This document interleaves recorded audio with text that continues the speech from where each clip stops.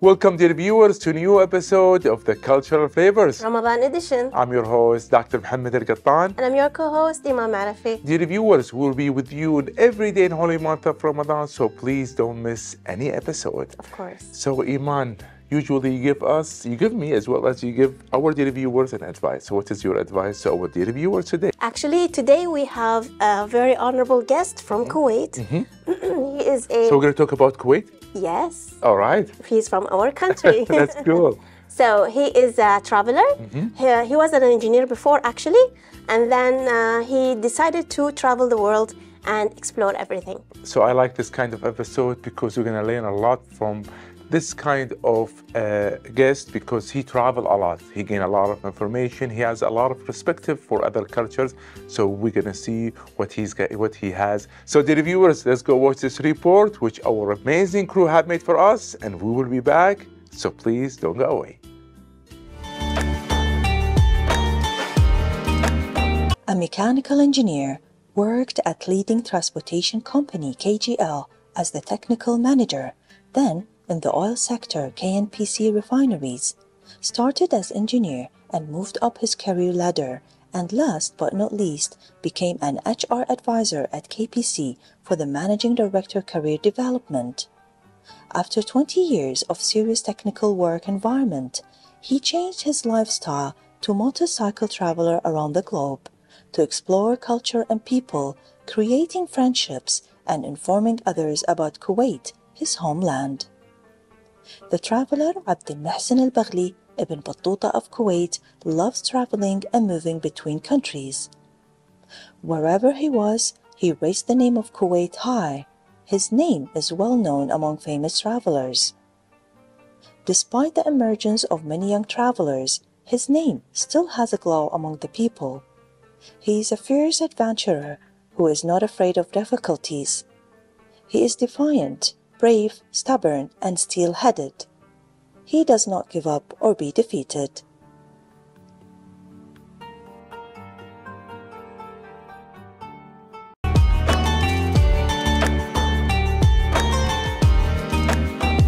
And we're back, dear viewers, and I hope you enjoyed the report as much as we did. It's about our traveler, Abdul Mohsen AlBaghli. Welcome. Thank you, and really appreciate hosting me as a guest in your amazing program. We are so happy to have you. I'm so excited to really learn and know more about your adventure. At the beginning, Mr. Abdul Mohsen, tell us first about yourself and for how long, did you discover this?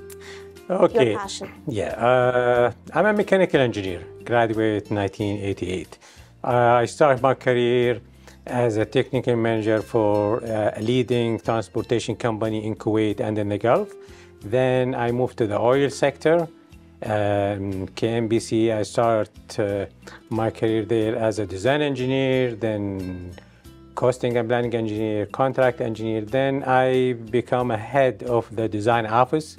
Then from there, I get little up to be a head of a maintenance department. Then finally, I become advisor for a managing director in Kuwait Oil Corporation. And after 25 years in the oil sector, I decide to close that chapter or conclude that chapter and start another chapter of my life, which is traveling around the globe in a motorcycle. It is very interesting to travel around the globe by motorcycle. It could be risky to travel around the world by motorcycle. The word risky, which you put it. you just put it around. You put underline for that. Correct. Now I want to transfer this risky to the adventure. Life without adventure, it's like a food without spices. Nice. You want to enjoy a food without spices. Exactly. The same thing, you want to enjoy a life without the adventure. Okay. So you start from Kuwait, or do you start from other countries? Always. For the last 10 years when I started, I always start from home and take the entire journey and back to Kuwait in the motorcycle. was it difficult or like it was easy for that? And did you go alone or with someone? Yes, during the 10 years, I always travel alone with Allah subhanahu wa ta'ala. It's better. I mean, what I believe that if you are going to do an exam, so usually you do the exam by yourself. Yes. You don't want any help from, I mean, it's not allowed. So this journey, it has to be alone. So that's why I try to examine my ability. I try to examine my limitation alone. So, Mr. Abdul Mohsen, when you have a trip, Yeah. do you do a homework? I say, okay, I'm going to go from here to here. I'm going to drive, for example, 6 hours. Then I'm going to stay for a night. Or you just let it go. Spontaneously. Yeah. How do you manage that? Yeah. Since you're traveling solo, so Yes. Overdoing things, spoiling the taste. So I just put a target. Okay. That my target to go from Kuwait to that point. For example, the first long trip, it was from Kuwait. I just want to reach the Atlantic Ocean. Okay. Now it is a long route, and there are so many options. I didn't waste my time and effort and resources in doing a lot of research, but I know that I need some kind of the formality, like a visas or whatever the combination. So I secure that, and I let it go by itself. By itself. So since I don't have a hotel reservation or airline reservation, so it's open. Mainly, I want to enjoy the life outside Kuwait, outside my comfort zone, and enjoying the culture, enjoying the tradition, the food, enjoying the scenery. Exactly. So if I kept there is a time frame, I'll be concentrating in the time frame. I'm not going to concentrate in the scenery. Okay. So I just leave it open. It is a very interesting, Iman. Yes. When you're retired, you have such a hobby that you go and enjoy life and explore to other cultures. So I believe by traveling a lot, exposing to a lot of cultures, it gains you a lot of values. Thank God, yes, I really. If I compare Abdul Mohsen now and Abdul Mohsen 2013, yes, there are tremendous changes. It is definitely, there's a lot. I gain a lot of experience. I gain a lot of respect to myself, and I know a lot about myself now rather than 10 years back. Wow. Did you wish that you started this before 10 years? Or it was the right time? It was the right time. Okay. It was the right time. I mean, God, we are living in this life with God. Arranging, exactly. Yeah. So everything good. So I'm really enjoy it. I don't feel sorry for anything. So, Mr. Abdul Mohsen, every episode, my colleague Iman, she prepare for us a dish, and the good thing is it a delicious one? This is you're gonna try it, and you're gonna tell us if it's delicious or not. Okay, so yeah. Okay, you're let's see gonna how good she is. Iman, what do you have for us today? Well, you scared me. Today's dish is fettuccine, chicken fettuccine. We have the fettuccine pasta. We have already cooked chicken, mushrooms, 2 kinds of cheese, cheddar and mozzarella. Usually the original one is with the Parmigiano, okay? Right. And then we have onions and garlic, black pepper and salt with heavy cream and a little bit of the cooked chicken stock. Nice. Yeah, that's it. So, Mr. Abdul Mohsen, since we're talking about food, Yeah. I know that you experienced a lot of countries with lots of food. Yep. Can you talk about what's your favorite dish in each country, or not in each country, in some of the most countries you liked? Okay, if you allow me, I'm going to rephrase your question. Okay. What do I eat during this journey? Okay. Okay. To be in the safe side, especially because to avoid things which is halal and haram. Yeah, you are right. So I prefer egg. So it is very So the easy. whole journey you eat egg? Yes, can you imagine 3 times a day egg? So minimum 6 egg a day. Okay. MashaAllah. So some of them with tomatoes, some of them with With whatever available, and Oil. yeah, because the egg, I mean, to avoid Yeah. any health issue, hygienic issue, so just the egg. Without even salads or vegetables. Or... It depends. It depends what is available. Well, the thing that to enjoy the life, you have to minimize your requirement. Okay. Don't expect.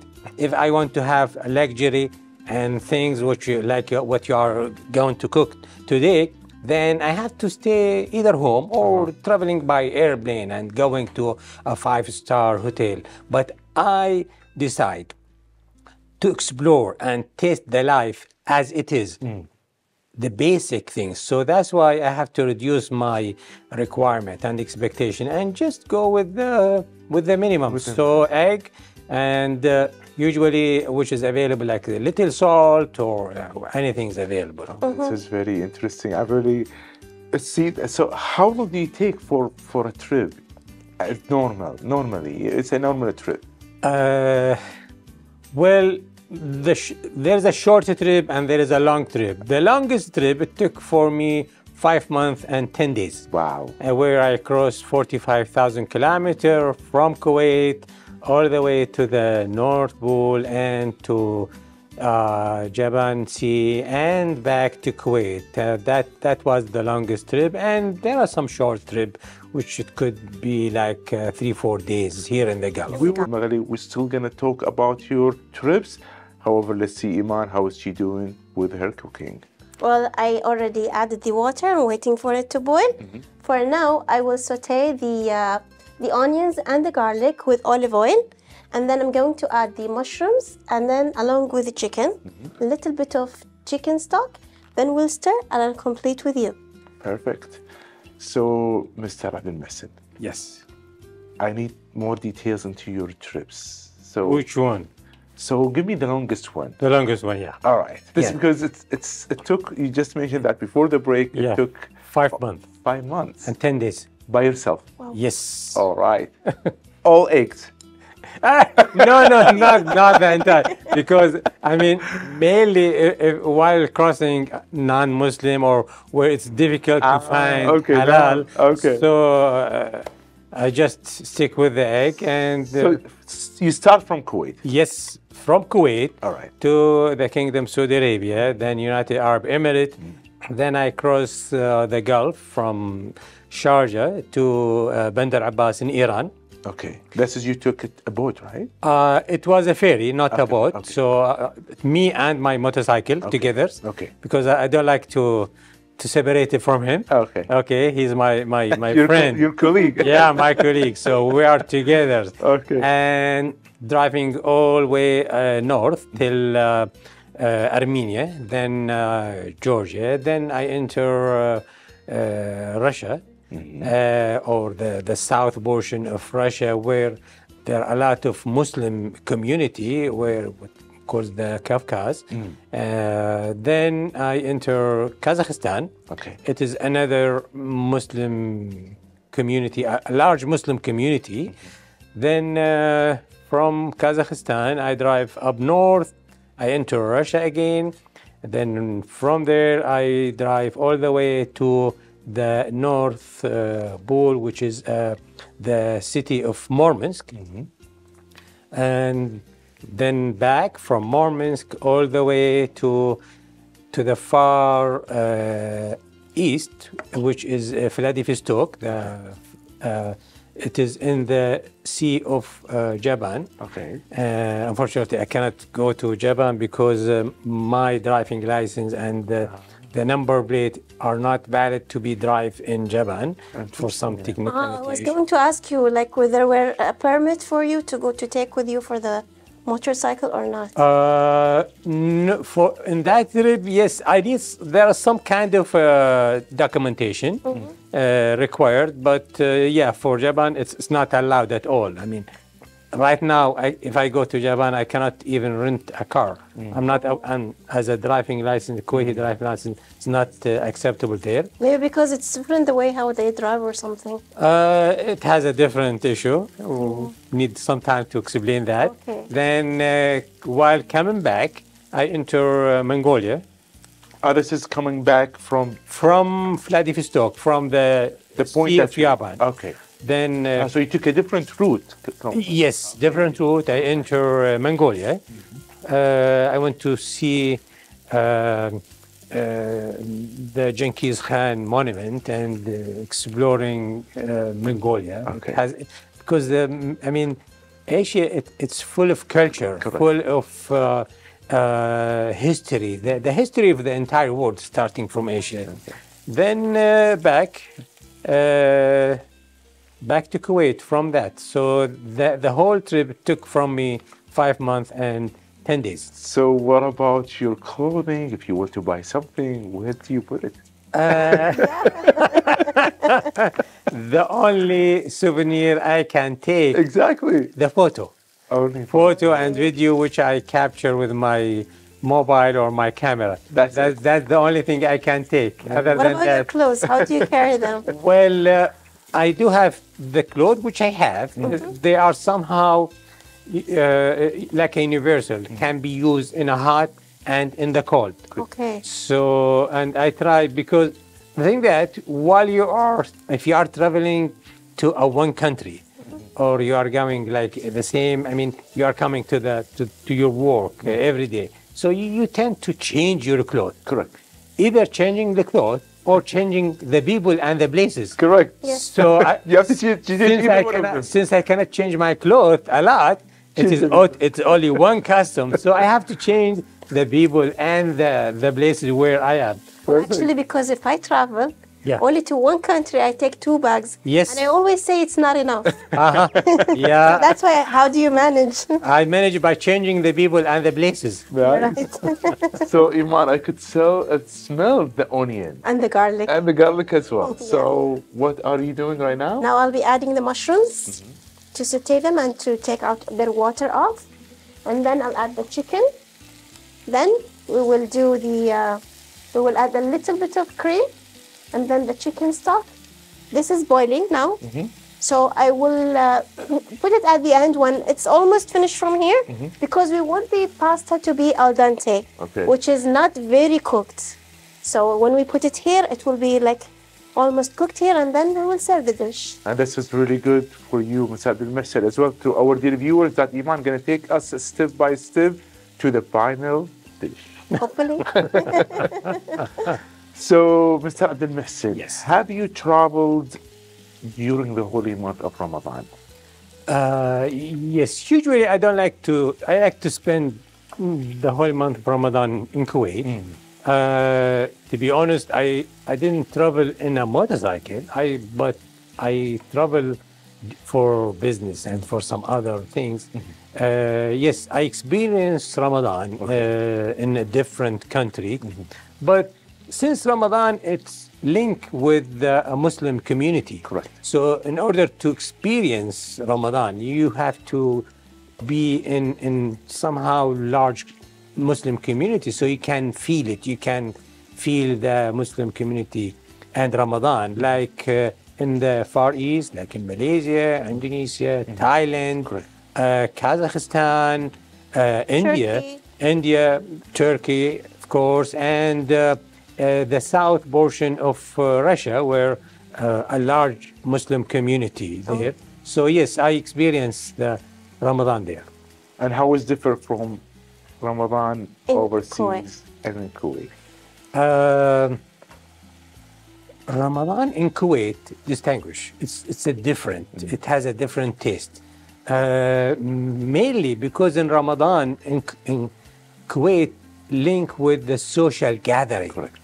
The Diwaniya, which we have it here in Kuwait, doesn't exist in any other country. Correct. And even if it does exist, actually, but like you're a foreigner to them, so how would you come into their duaniyas? No, I didn't. Actually, I been in those communities and I try to be with them.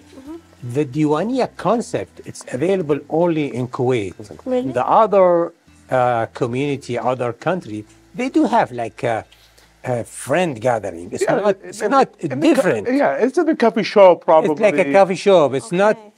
not exactly like what do we have here in Kuwait.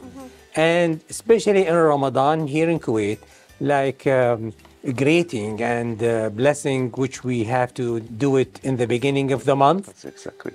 That somehow it doesn't exist clearly in the other society, at the other country, Correct. because of it's a different. This is we have it here in Kuwait mainly. Since we are in the holy month of Ramadan, Yeah.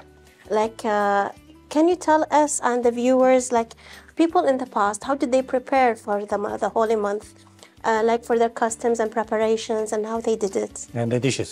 and the dishes also, yeah, Of course, especially the food. especially the food. Okay, so I'm sure they don't have pasta and those mushrooms here in Kuwait. course. Got it. Okay, so you are cooking something out from the Kuwaiti culture.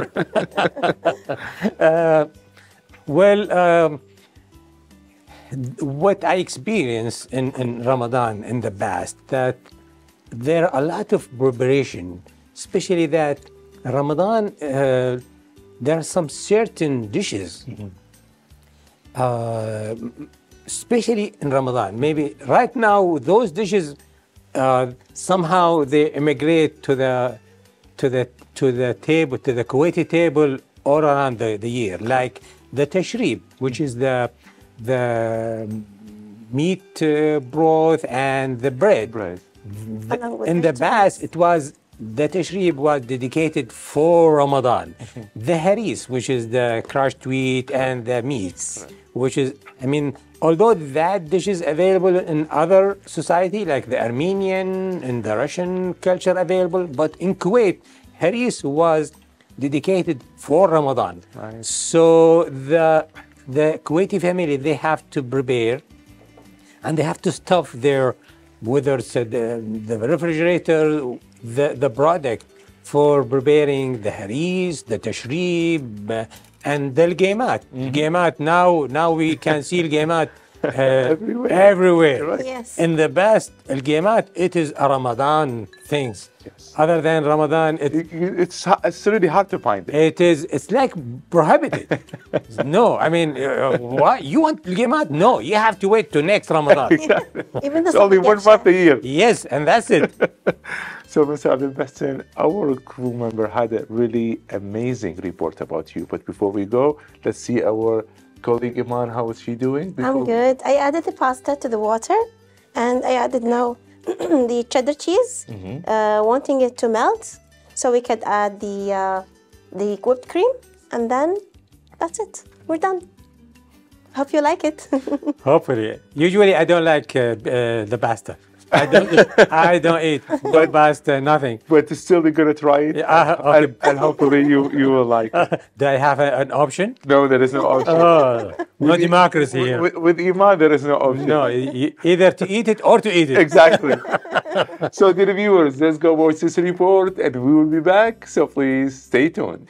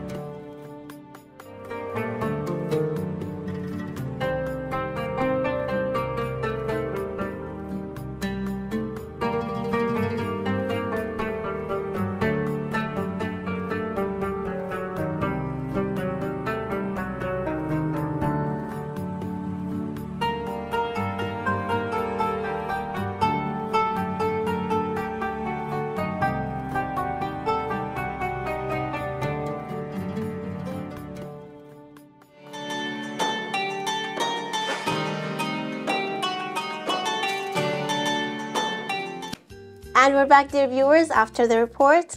Mr. Abdul Mohsen, can you share your experience celebrating the month of Ramadan here in Kuwait and abroad?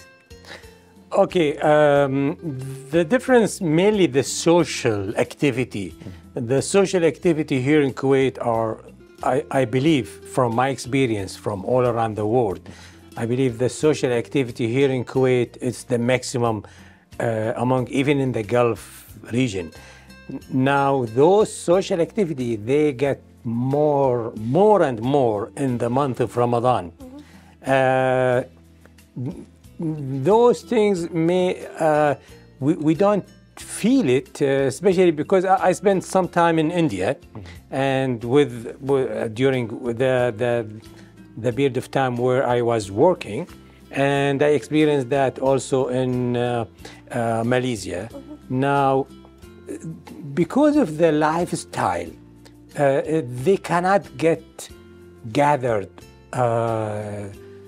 the entire month because they are engaged with a lot of activities. So the taste of Ramadan, really, that's why I always try to experience Ramadan every year in Kuwait, because from my experience, when I tried it in Kazakhstan, I tried it in Russia, in India, and in Malaysia, they do have, but they cannot, they don't have like what we have here in Kuwait. You're right. So, Mr. Abdul Mohsen, I believe in every episode, in every person, Yeah. the role of the family is very important. Yes. Especially you go away for a long time. You just mentioned that you've been abroad for 5 months. Yeah. So the family support is very important. So what's your role, family role in your hobby? Well, during those long trips, usually between time to time, I get, of course, I have a daily contact with my family, so they know, they know every day when I start in the morning, and they know when I stop in the afternoon. Good. And I get a contact with them in a daily basis, so they don't have to worry about me. Very good. So let's see, Iman, how's she doing? Well, it's almost done. Nice. So I'm going to add the pasta along with here, and then to this one we'll mix, and then I can serve. Nice. So, Mr. Abdul Mohsen, you've been traveling for almost 10 years. Out of curiosity, how many countries have you been visited so far? So far, during the last 10 years, I crossed 40 countries. MashaAllah. Starting, of course, in the Gulf country, all the Gulf country, I crossed them, and then Jordanian, and Europe, 17 countries in Europe, and almost 90% of Asia I crossed. So what is going to be your next trip? Where is going to be? And when? When and where, that is a difficult question. You have not decided yet. Yeah, that's why. This is what I told you in the beginning. I don't waste my resources in making too much a plan. It just come by itself. Wow. So you just wake up in the morning and say, I would like to visit this country. This country. Let's just go. Turn the motorcycle on. Let's cover.